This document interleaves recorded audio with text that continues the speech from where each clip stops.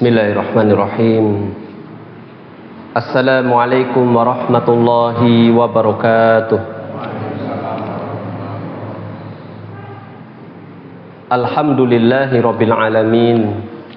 Wabihi nasta'inu ala umurid dunya waddin. Wa sallallahu ala Muhammadin wa ala alihi wa sahbihi wa man tamassaka bisunnatihi ila yaumiddin. Amma ba'd. Bapak dan Ibu, saudara dan saudari, adik-adik jamaah, demikian juga kaum muslimin yang semoga senantiasa mendapatkan limpahan rahmat karunia dari Allah Subhanahu wa taala. Tentunya marilah kita untuk senantiasa bersyukur kepada Allah Subhanahu wa taala dengan memuji Allah Subhanahu wa taala atas kebaikan-kebaikan Allah Subhanahu wa taala yang Allah berikan kepada kita semuanya. Yang paling agung adalah nikmat iman dan nikmat Islam. Demikian juga nikmat kesehatan, nikmat kesempatan, nikmat diberikannya keamanan, rasa aman oleh Allah Subhanahu wa taala. Dan secara khusus untuk bangsa kita, untuk negeri kita, yaitu diberikannya nikmat kemerdekaan. Ini merupakan suatu nikmat yang besar, yang itu tidaklah ada melainkan karena pertolongan Allah Subhanahu wa taala, limpahan kasih sayang Allah Subhanahu wa taala kepada bangsa Indonesia ini. Bapak dan Ibu jamaah kaum muslimin yang semoga dirahmati Allah Subhanahu wa taala, marilah kita untuk senantiasa meningkatkan takwa kita kepada Allah Subhanahu wa taala dengan sebenar-benarnya takwa, menjalankan perintahnya dan menjauhi segala larangannya.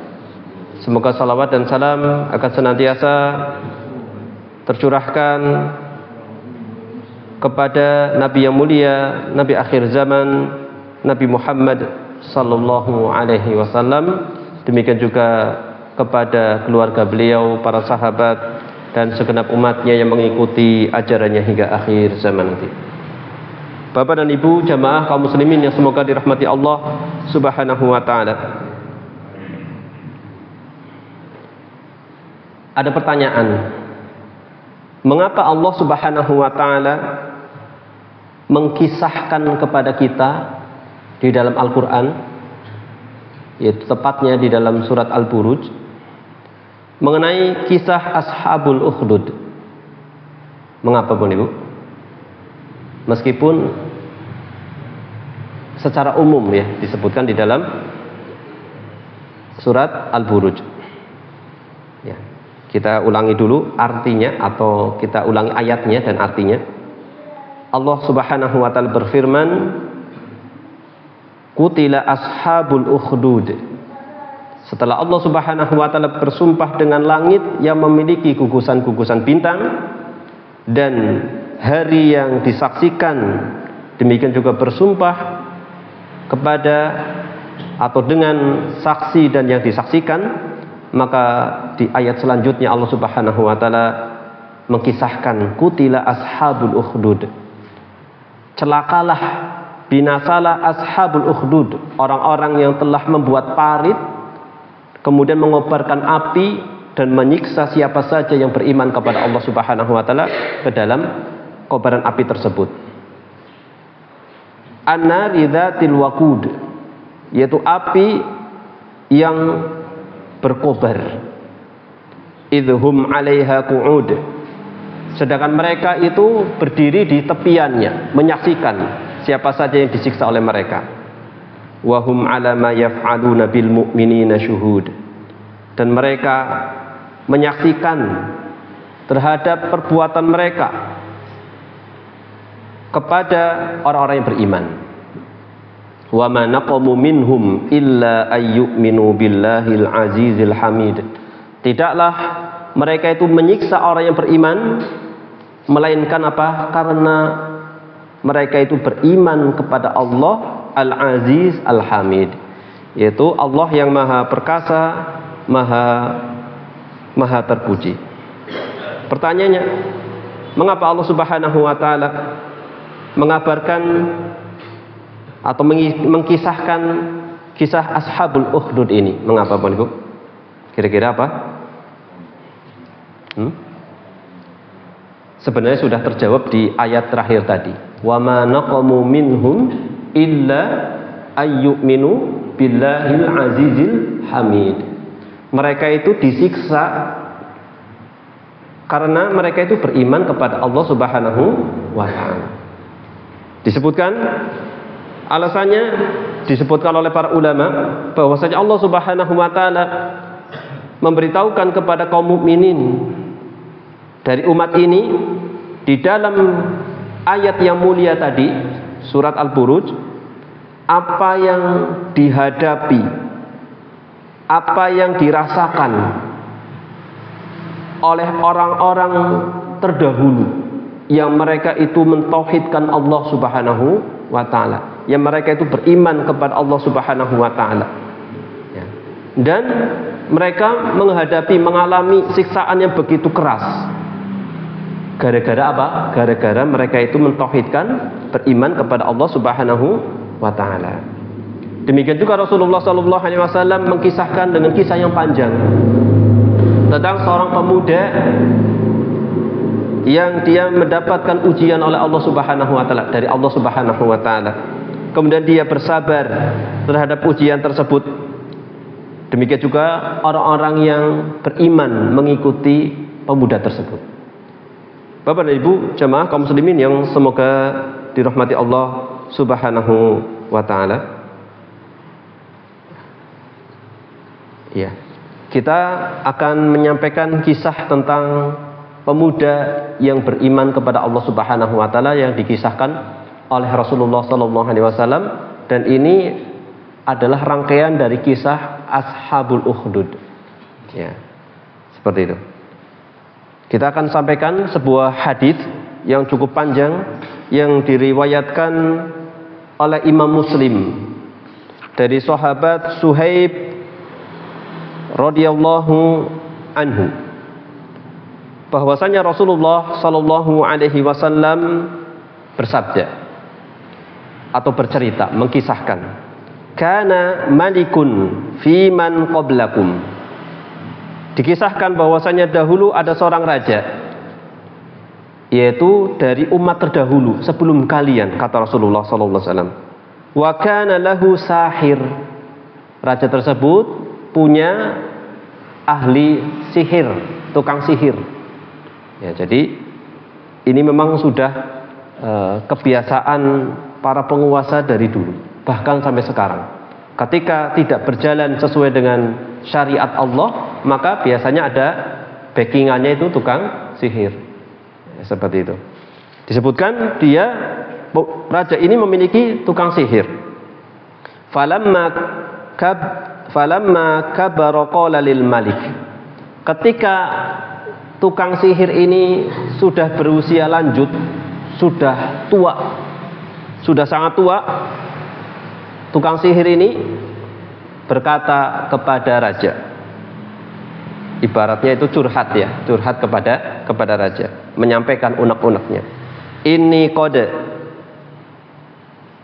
kaburtu atau kabartu fab'ath ilayya gulaman u'allimuhu as-sihra. Sesungguhnya aku ini sudah sangat tua. Ini. Jadi ternyata tukang sihir ini mengkhawatirkan nasib kerajaan. Jadi berkehendak untuk mendidik supaya nanti penggantinya pengkaderan, ingin mengkader supaya ketika tukang sihir ini sudah tidak ada, nanti ada yang menggantikan. Nah, sihir saja ada pengkaderan ya. Subhanallah. Aku sudah sangat tua. Fab'ath ilayya gulaman u'allimhu sihra.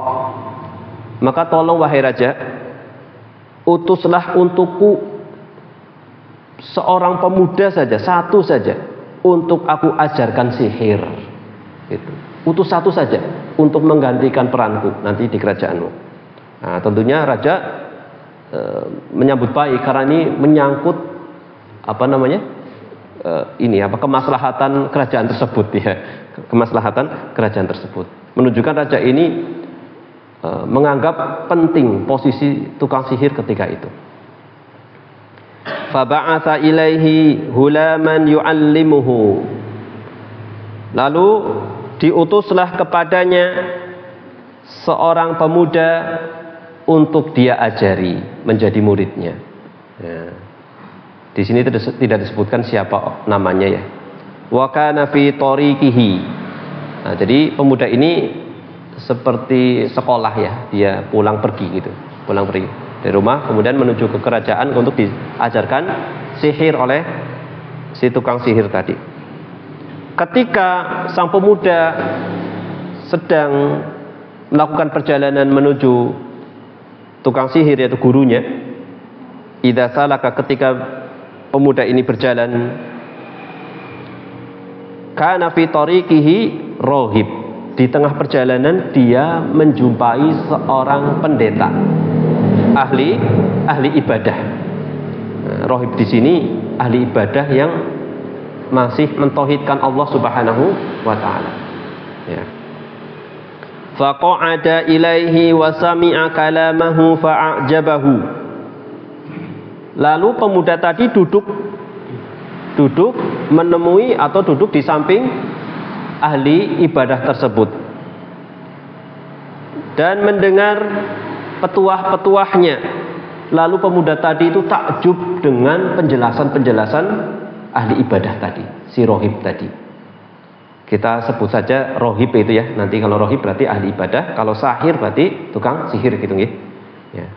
Fa'ajabahu, takjub dengan petuah-petuahnya rohib ini atau ahli ibadah ini. Wa kana idza atasahira marra birrohib wa qa'ada ilaihi. Setiap kali, hampir setiap hari ketika mau berangkat menuju sahir, tukang sihir, gurunya ini, dia melewati rohib ahli ibadah dan duduk. Dan duduk di situ juga belajar. Jadi punya dua guru. Satu guru aliran putih, satu guru aliran hitam. Seperti itu ya. Punya guru ini, dua guru, subhanallah. Nah, ini tukang sihir dan ahli ibadah. Nah. Fa idza atasahira darabahu.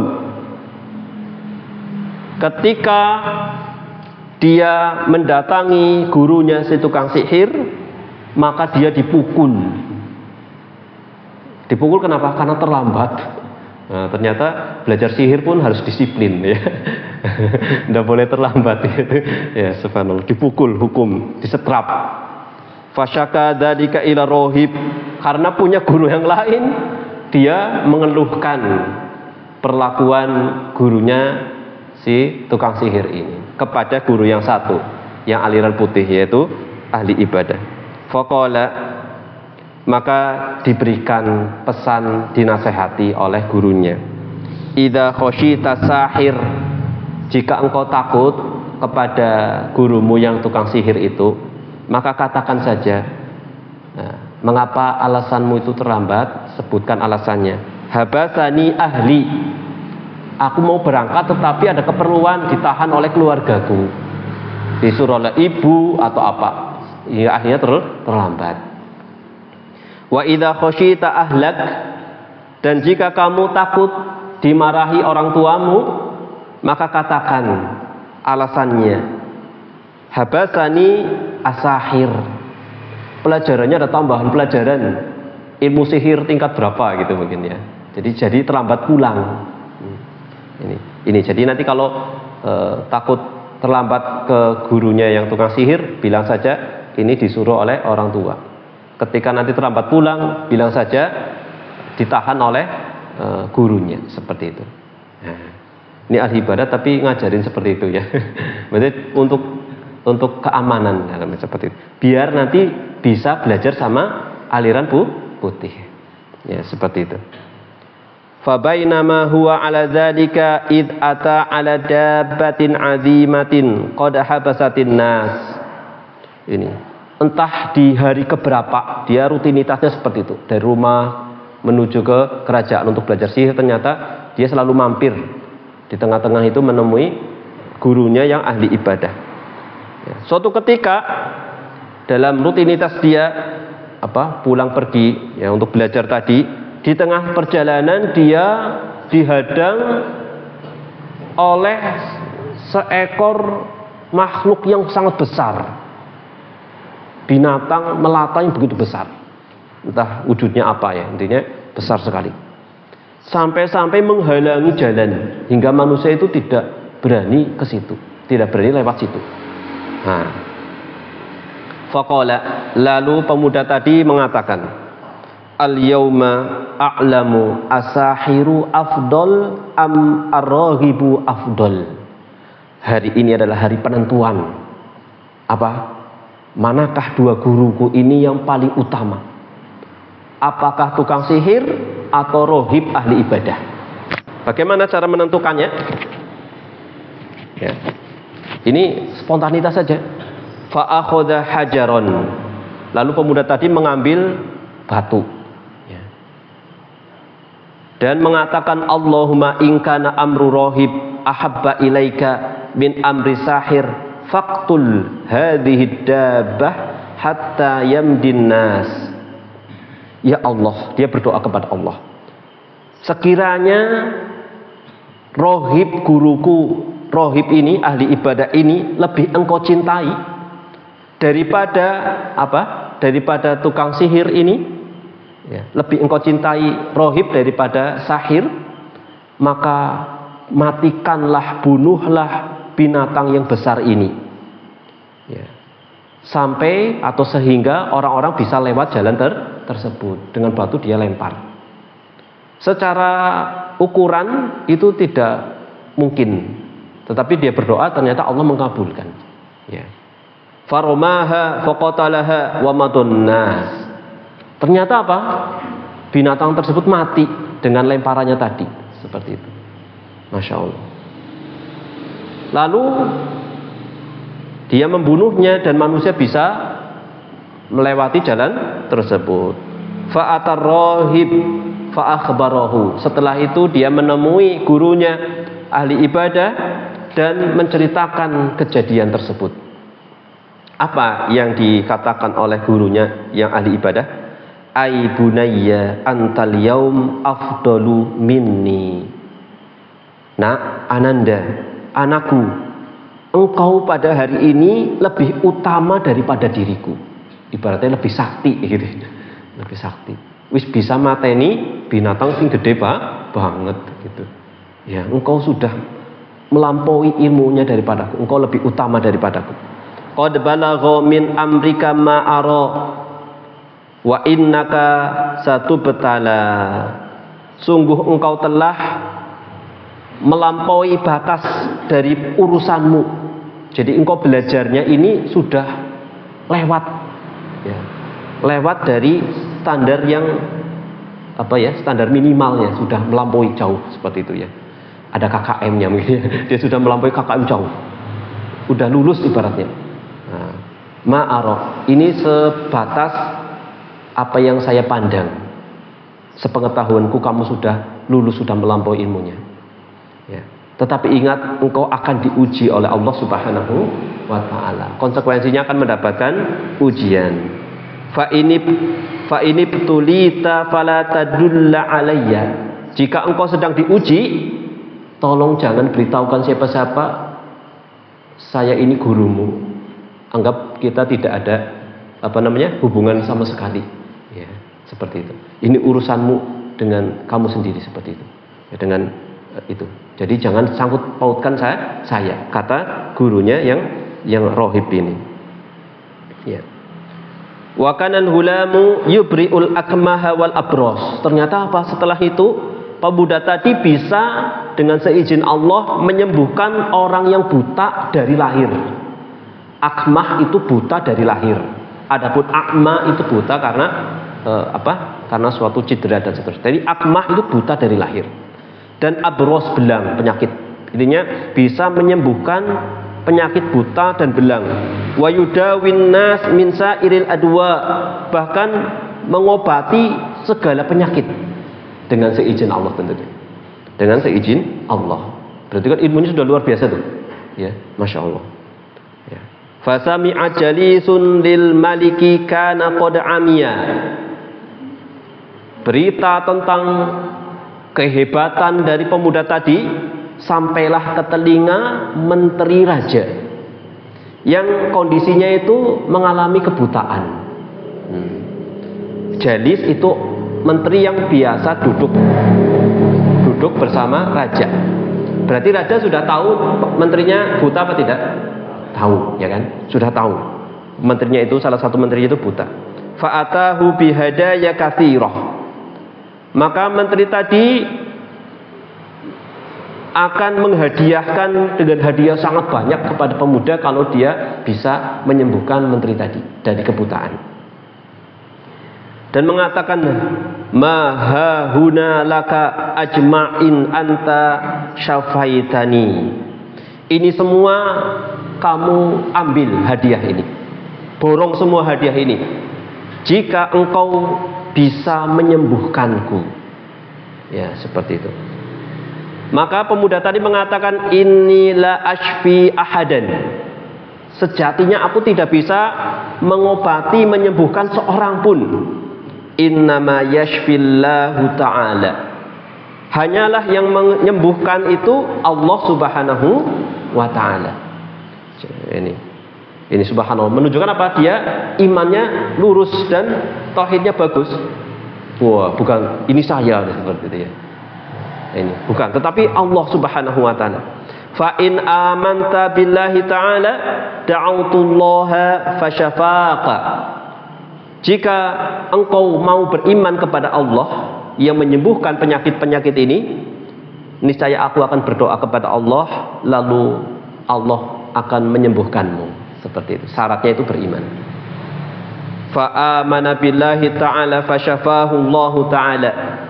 Maka menteri tadi beriman kepada Allah subhanahu wa ta'ala dan Allah menyembuhkan penyakitnya. Subhanallah.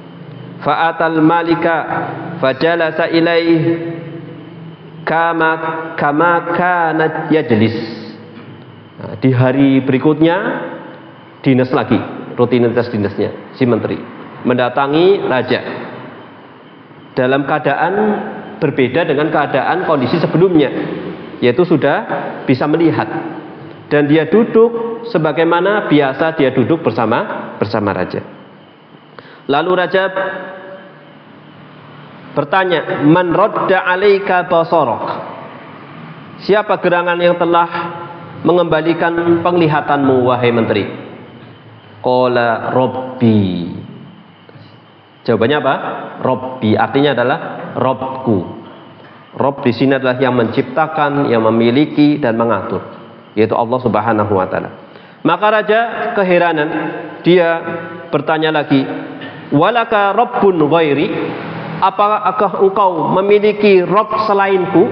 Jadi rajanya itu mengklaim dirinya adalah seorang atau Tuhan, Robnya. Apakah ada selainku, Rob selainku? Maka menteri tadi mengatakan, Rabbi wa rabbukallah. Robku dan Robmu adalah Allah Subhanahu wa ta'ala. Fa'akhadahu falam yazal yu'adzibuhu hatta dalla 'alal hulami. Maka ditangkaplah menteri tadi dan terus disiksa, dipaksa untuk ngaku siapa yang menyembuhkanmu. So, jawabannya selain Robku itu, selain Allah, siapa orangnya? Disuruh ngaku sampai menunjukkan kepada pemuda tadi. Faji'a bil ghulam, lalu didatangkanlah, dipanggillah pemuda tadi. Kemudian raja mengatakan, ai bunaya, hai anakku, wahai ananda, qad balagha min sihrika ma tubri'ul akmaha wal abros wa taf'al. Hai anakku, wahai ananda, engkau telah sampai ilmumu. Di dalam sihirmu itu engkau bisa menyembuhkan buta, penyakit buta dan penyakit belang. Engkau melakukan ini dan itu. Ya, subhanallah. Kalau zaman sekarang ada orang seperti ini sangat laris sekali ya. Apalagi buka seperti itu ya. Mungkin pasiennya sangat banyak sekali. Ya, Masya Allah ya. Lebih-lebih penyakit zaman sekarang lebih jauh, lebih banyak. Ya. Ini. Maka pemuda tadi mengatakan, inilah ashfi ahadan innama yushfillahu ta'ala. Inilah ushfi ahadan innama yushfillahu ta'ala. Aku tidak bisa menyembuhkan seorang pun. Yang menyembuhkan itu hanya Allah Subhanahu wa ta'ala. Fa akhadahu falam yazal yu'adzibuhu hatta dalla ala rahib faji'a bi rahib faqila lahu. Dia ditangkap, kemudian disiksa terus sampai dia ngaku siapa yang ngajari. Apakah tukang sihir? Karena sepengetahuan raja, tukang sihirnya itu ilmunya tidak sampai seperti ini. Kok bisa hebat seperti ini? Kayak gitu. Ya, masih kalah gitu. Disuruh ngaku. Siapa yang ngajari selain tukang sihir kerajaan? Sampai ditunjukkan rohib, yaitu gurunya ahli ibadah. Ya. Kemudian dikatakan irji an dinika. Kemudian ahli ibadah itu didatangkan, ditangkap dan dikatakan irji an dinika, kembalilah kamu ke agamamu yang semula, kembali kepada agama kekufuran. Fa'aba, maka ahli ibadah tadi tidak mau. Fada'a bil minsyari fawudi'a al minsyaru fi mafriki ra'sihi. Dipaksa untuk murtad, ternyata tidak mau, maka dia disiksa dengan digergaji, dibelah tubuhnya dari ujung kepala sampai disigar, istilahnya disigar jadi dua, diparuh jadi dua dengan gergaji. Wah, luar biasa. Ini siksaannya demi apa? Menjaga iman. Ini umat-umat terdahulu. Fasyaqqahu hatta waqa'a shiqqahu. Lalu dia dibelah sampai benar-benar jatuh dua belahannya, seperti itu. Masya Allah, ini kan luar biasa ya. Masya Allah. Summa ji'a bijalisil maliki faqila. Setelah itu giliran menterinya tadi. Seperti itu tadi berlakukannya. Kembali kamu kepada agama semula. Murtad lagi kamu. Ternyata dia tidak mau. Fa'aba. Seperti itu. Kemudian si menteri tadi juga disiksa dengan digergaji sampai terbelah seperti rohib tadi. Kemudian giliran yang ketiga siapa kira-kira? Ya, si pemuda tadi. Ternyata urutannya dibalik ya, dibalik ya. Dari awal yang malah gurunya tadi. Seperti itu. Ya, kemudian si pemuda tadi ditangkap, kemudian dipaksa untuk murtad lagi. Tidak mau, maka apa? Fadafa'ahu ila nafarin min ashabi. Ya, kembali kamu kepada agama sebelumnya. Maka dia tidak mau. Lalu dia diserahkan ke pasukan atau pengawal. Ya. Lalu raja mengatakan, idhabu bihi ila jabalin kada wa kada. Bawa pemuda tadi ke gunung yang tinggi. Ya. Fas'adu bihi al jabal. Naiklah ke puncak gunung. Ya. Faida balagtum dirwatahu. Jika kalian telah sampai kepada puncaknya, fa in raja'a an dinihi wa illa fatrahuhu. Paksa dia murtad kembali. Kalau tidak mau, lemparkan dari puncak gunung. Seperti itu. Masya Allah, ini siksanya bukan digergaji tapi seperti itu ya. Nah, ini. Ya, kita lanjutkan Bapak Ibu. Fadhahabu bihi fasa'idu bihi al-jabal. Kemudian para pasukan tadi membawanya ke puncak gunung. Ya, ke puncak gunung dan naik ke sana. Faqala, maka si pemuda tadi berdoa kepada Allah Subhanahu wa taala, dan dari sini sampai sini doanya itu terkabulkan semua. Dari awal doanya apa? Minta mana yang benar antara gurunya yang satu dengan ini, dikabulkan. Ya. Kalau yang benar adalah rohib, maka mati dan seterusnya. Kemudian minta lagi dan seterusnya, dikabulkan juga. Ya. Apa tadi? Meminta untuk menterinya sembuh, akhirnya dikabulkan. Kemudian ini juga berdoa lagi, Allahumma kfinihi bima syi'ta. Ya Allah, cukupkanlah mereka dengan apa yang kau kendaki.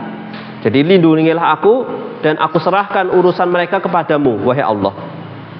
Farajafa bihimul jabalu fasaqatu. Ternyata gunungnya bergetar, gempa dan para pasukan tadi malah yang pada jatuh. Subhanallah, tentunya mati ya. Waja'a yamshi ilal malik. Setelah itu pemuda itu pulang menemui raja. Waduh, kok malah balik ya? Mana pasukanku ya, seperti itu ya. Nah, ini tambah murka ini. Maka raja bertanya, "Ma fa'ala bi ashabika?" Apa yang kau perbuat dengan pasukanku? Padahal para algojonya kan tentunya besar-besar badannya. Dia mengatakan, "Kafanihimullahu ta'ala." Allah telah mencukupi mereka. Sudah cukup Allah yang membalas mereka. Disebut nama Allah lagi.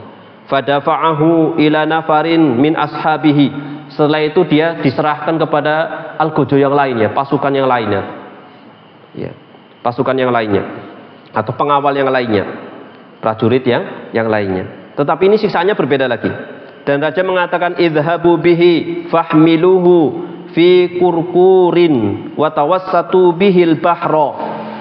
Bahwa dia naik ke kapal sampai ke tengah-tengah laut. Fa in raja'an dinihi, jika dia mau kembali kepada agama yang semula, yaitu murtad kembali, tidak beriman, kembali kepada kufur. Jika tidak, faqdhifuhu, maka tenggelamkan dia. Tenggelamkan dia ke tengah laut. Fadhahabu bihi, lalu mereka pergi ke sana. Si pemuda tadi dibawa ke tengah-tengah laut. Dan pemuda tadi juga berdoa seperti doa yang sebelumnya. Allahumma kfinihim bima syi'ta. Ya Allah, cukupkanlah mereka dengan apa yang Engkau kehendaki. Fan kafa'at bihi musafinatu faghariku. Maka kapalnya itu jungkir, kebalik, ya. Dan prajurit tadi pada tenggelam mati. Subhanallah. Ya, subhanallah. Wajah yamshi ilal malik. Setelah itu pemuda tadi berjalan menuju raja, menemui raja. Raja bertanya lagi, ma fa'ala bi ashabika? Apa yang engkau perbuat terhadap prajurit-prajuritku? Maka dijawab, kafanihimullahu ta'ala. Allah telah mencukupkan mereka. Ya. Allah yang telah membalas mereka, ya, mengurusi mereka. Maka pemuda tadi mengatakan kepada raja, ini mungkin kasihan ya, kasihan temen gitu ya, nggak bisa berhasil membunuh saya gitu ya. Akhirnya si pemuda tadi memberikan saran kepada raja, innaka lasta biqatili, wahai raja, engkau tidak akan bisa membunuhku hatta taf'al ma amuruka bihi, sampai engkau melakukan apa yang aku instruksikan. Seperti itu. Subhanallah. Maka raja penasaran, mahwa, apa itu? Sang pemuda mengatakan, tajma'an nas fi sa'idin wahid, engkau kumpulkan penduduk kerajaanmu ini semua orang di lapangan yang luas, jadikan satu, berkumpul untuk menyaksikan. Wa taslubuni ala jid'in, dan engkau salib, ikat aku di sebuah tiang, seperti itu. Ya, selubuni ya disalib atau diikat, ya, seperti itu. Summa khud sahman min kinani, kemudian ambillah sahman, itu apa? Panah, ya. Panah dari busurku ini dari ini, seperti itu.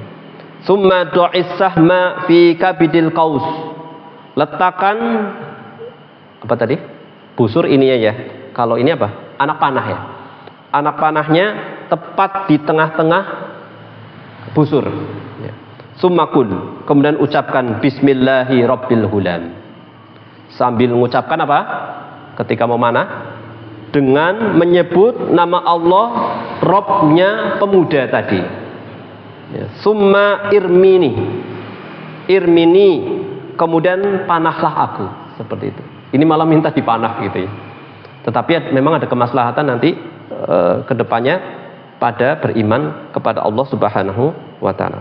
Fa innaka idza fa'alta dzalika qataltani, jika engkau menuruti instruksiku ini, perintahku ini, engkau bisa membunuhku. Fa jama'an nas, maka raja mengumpulkan semua penduduknya, warganya, masyarakatnya. Fi sa'idin wahid, di lapangan yang luas. Ya. Wa salabahu ala jid'in, dan mengikat pemuda tadi di tiang. Tsumma akhadha sahman, kemudian mengambil busur dan anak panahnya, kemudian meletakkan tepat di busurnya anak panahnya tadi. Tsumma qala, kemudian mengucapkan bismillahi rabbil hulam, dengan menyebut nama Allah, Rabbnya hulam, Tuhannya hulam. Tsumma ramahu, kemudian dia panah. Sudah adzan? Masya Allah, ini panjang sekali ya. Fawaqa'a as-sahmu fi sudrihi, fawada'a yadahu fi sudrihi famata. Ternyata tepat anak panah itu melesat ke pas sini. Apa ini? Kening ya, pelipis antara mata ini, dua mata ini, kening. Nah, dan mati pemuda tadi. Faqalan nas, mendengar raja mengucapkan amantu bismillahirabbil gulam, ternyata penduduk kerajaan tadi mengatakan amanna birabbil gulam, kami beriman kepada Tuhannya pemuda tadi. Subhanallah. Akhirnya masuk Islam semua itu, beriman semuanya, ya, menyaksikan. Subhanallah. Fa'atal malik, maka raja marah. Ya, raja marah. Fa'utiya al-malik, raja marah. Faqala, lalu raja mengatakan, ara'aita ma kunta tahdharu qad wallahi nazala bika hadharuka.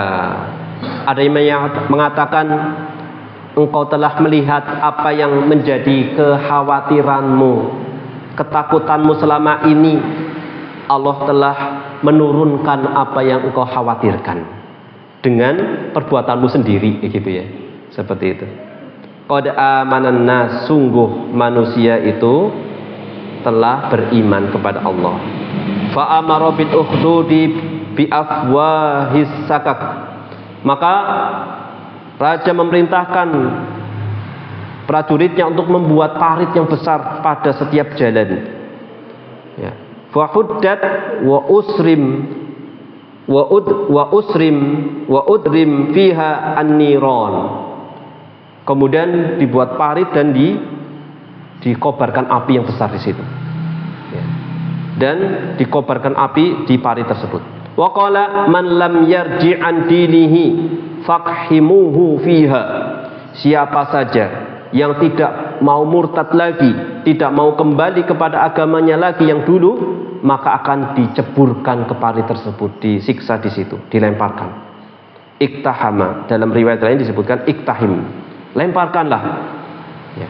Raja memberitakan, lemparkanlah yang tidak mau beriman, yang tidak mau kufur lagi. Fafa'alu hatta ja'atil imra'at, sampai datang gilirannya seorang wanita.